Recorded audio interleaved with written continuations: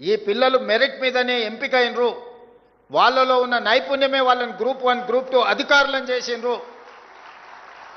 ఎవరు ఏమనుకున్నా వాళ్ళ పక్షాన నేను నిలబడతాను, వాళ్ళ తరఫున న్యాయస్థానాలలో కొట్లాడతాను అని చెప్పి తెలంగాణ స్టేట్ హైకోర్టు నుంచి సుప్రీంకోర్టు వరకు మీ పక్షాన, మీకంటే మీరెంత నిబద్ధతతో ఎంత కష్టపడి సాధించారో గుర్తించి ఈ ప్రభుత్వం మీ పక్షాన నిలబడ్డది.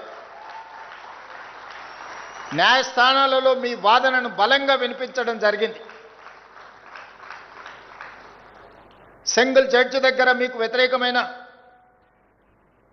నిర్ణయం వస్తే డివిజనల్ బెంచ్లో అప్పీల్ చేసి మీ పక్షాన బలమైన వాదనలు వినిపించి అన్ని న్యాయపరమైన చిక్కులను ఛేదించి ఈరోజు మీ తల్లిదండ్రులు కన్న కలల సాకారం చేయడానికి మీతో పాటు ఈ ప్రభుత్వం కూడా సంపూర్ణంగా కృషి చేసి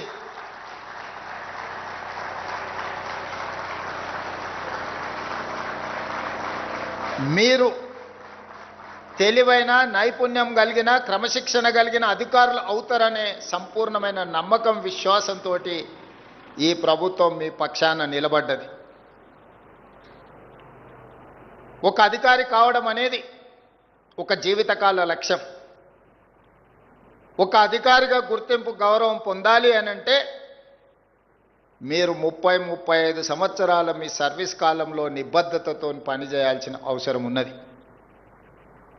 అధికారులం అయిపోయినాం కదా, అవకాశం వచ్చింది కదా అని మన బాధ్యతను మర్చిపోతే మనుషులుగా మనం పతనమైనట్టే.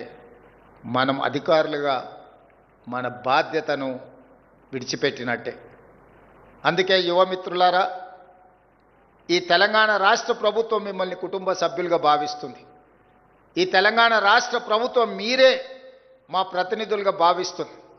ఈ ప్రభుత్వం ప్రవేశపెట్టే సంక్షేమమైన, అభివృద్ధి కార్యక్రమాలైనా అత్యంత నిరుపేదలకు చేరాలి అని అంటే మీరు ప్రదర్శించే చొరవనే ఈరోజు ప్రభుత్వం యొక్క సంక్షేమ పథకాలను ప్రజలకు చేర్చగలుగుతాయి. ఓ ఇందిరమ్మ ఇల్లు ఇవ్వాలన్నా, ఓ పేదవాడి రేషన్ కార్డు చేరాలన్నా, ఒక సన్నబియ్యంతో పేదవాడు కడుపు నిండా అన్నం తినాలన్నా, లేకపోతే 200 యూనిట్లు ఉచిత కరెంటు పేదవాడి ఇంటిలో వెలుగులు నింపాలన్నా, లేదా రైతుకు రుణమాఫీ జరిగి ఆ రైతు కళ్ళల్లో ఆనందం చూడాలన్నా మీరే మా కళ్ళు, మీరే మా చెవులు, మీరే మా ప్రతినిధులు.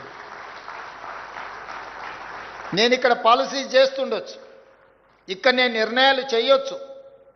సచివాలయంలో నేను ఎంత గొప్ప నిర్ణయం చేసినా దాన్ని అమలు చేసే అధికారులుగా మీరు ప్రదర్శించే చిత్తశుద్ధే ఈ ప్రభుత్వానికి మంచి పేరైనా చెడు పేరైనా. అందుకే ఈ శిక్షణ, ఈ ఫౌండేషన్ కోర్స్ 43 రోజులు మీరు ఏదైతే శిక్షణను అందుకున్నారో, అనుభవజ్ఞులందరూ మీకు ఈరోజు పాఠాలు నేర్పినరు. ప్రొఫెసర్ పాండ్ రంగారెడ్డి గారి నుంచి మొదలు పెడితే గోపాలకృష్ణ నాయుడు గారి నుంచి చాలామంది అధికారులు, జాతీయ స్థాయిలో పనిచేసిన వాళ్ళు, ప్రైమ్ మినిస్టర్ దగ్గర కలిసి పనిచేసిన వాళ్ళు, స్టేట్ గవర్నమెంట్తో కలిసి పనిచేసిన ఉన్నతాధికారులే కాకుండా ప్రొఫెసర్ నాగేశ్వర్ లాంటి వాళ్ళు కూడా మీ దగ్గరకు వచ్చి వారి వారి అనుభవాలను చెప్పడమే కాకుండా మీరు భవిష్యత్తులో ఏ విధంగా వ్యవహరిస్తే మీ గౌరవంతో పాటు ప్రభుత్వం యొక్క ప్రతిష్ట ఏ విధంగా పెంచొచ్చో మీకు సంపూర్ణంగా వివరించినరు, మీరు అర్థం చేసుకున్నారని నేను భావిస్తున్నా. ఈరోజు మిమ్మల్ని కలవడం మెకానికల్గా నేను ఇక్కడికి రాలేదు.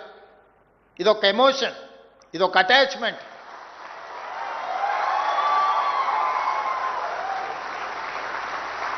తెలంగాణ రాష్ట్ర ప్రభుత్వంలో మీరు చేరుతున్నది ఉద్యోగం కాదు, 4 కోట్ల తెలంగాణ ప్రజలతో కూడుకున్న భావోద్వేగం.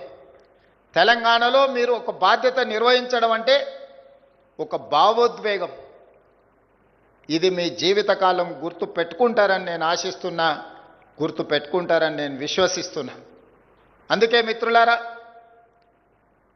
సరిగ్గా 8 సంవత్సరాలు 26 నుంచి 34 జనవరి ఫిబ్రవరి లోపల మీలో చాలామంది ఐఏఎస్లు అవ్వడానికి అవకాశం ఉంది. ఒక గ్రూప్ 1 అధికారి సర్వీస్లో చేరిన తర్వాత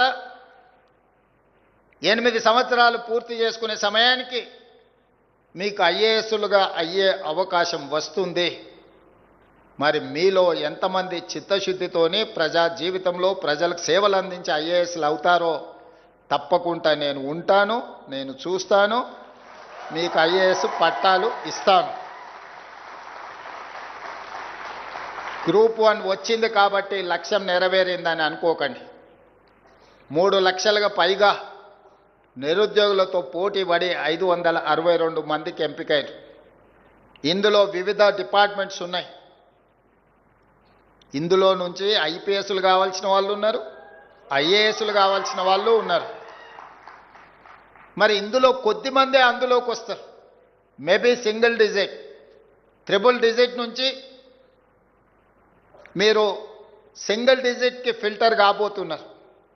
లక్షలాది మంది నుంచి వందలాలకు వచ్చారు, వందలాల నుంచి ఒకరో ఇద్దరో లేకపోతే సింగిల్ డిజిట్గా 2008కి మీరు కావచ్చు. ఇంతకుముందే అధికారులతో మాట్లాడుతుంటే, sir really they are very lucky, ఈ టైంలో చాలా ఓపెనింగ్స్ ఐఏఎస్ ఐపీఎస్లో రాబోతున్నాయి, వీళ్ళు నిజంగా కష్టపడితే ఇందులో చాలామంది ఐఏఎస్లు అవ్వడానికి అవకాశం ఉంది అని చెప్పి నాకు అధికారులు చెప్పడం జరిగింది. అందుకే మీ బాధ్యతను బాధ్యతాయుతంగా నిర్వహించండి. ఆఫీస్కి వెళ్ళే ముందు ఎస్ఆర్ శంకరన్ని గుర్తుపెట్టుకోండి. ఆఫీస్లో మీ దగ్గరికి పేదవాళ్ళు వచ్చినప్పుడు వాళ్ళకు సహాయం అందించేటప్పుడు మీ తల్లిదండ్రులను గుర్తు చేసుకోండి.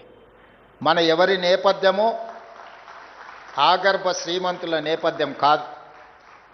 మన ఎవరి నేపథ్యమో అభివృద్ధి చెందిన దేశాల నుంచి ఇక్కడికి వలస వచ్చిన వాళ్ళం కాదు. మన నేపథ్యము వ్యవసాయము, మన నేపథ్యము గ్రామీణ ప్రాంతము. ఆ నేపథ్యం నుంచి వచ్చిన వాళ్ళు అది గుర్తు చేసుకుంటే చాలు. తప్పు చెయ్యాలనుకున్నా తప్పు చెయ్యకుండా 10 మందికి సహాయం అందిస్తాం. చట్టం అనేది nothing but common sense. If you have abundant common sense, you can take, you can deliver. మీరు మంచి నిర్ణయాలు తీసుకోవడానికి, మంచి పనులు చేయడానికి మనకు విచక్షణ అధికారం ఉంటే సరిపోతుంది. దాన్ని ఎట్లా ఉపయోగించాలనేది మన మీదనే ఆధారపడి ఉంటుంది. ప్రొసీజర్స్ ఉంటాయి, ప్రాక్టీసెస్ ఉంటాయి. ప్రొసీజర్స్ ప్రాక్టీసెస్ మనకి అర్థం కానప్పుడు కామన్ సెన్స్ అనేది బిగ్గెస్ట్ అసెట్, అది వాడాలి. ఈ చట్టాలు, ఈ నియమాలు, ఈ ఆదేశాలు పని చేయకుండా ఆపడానికి కాదు, 10 మందికి సహాయపడే పని చేయడానికే ఈ చట్టాలు ఇవన్నీ.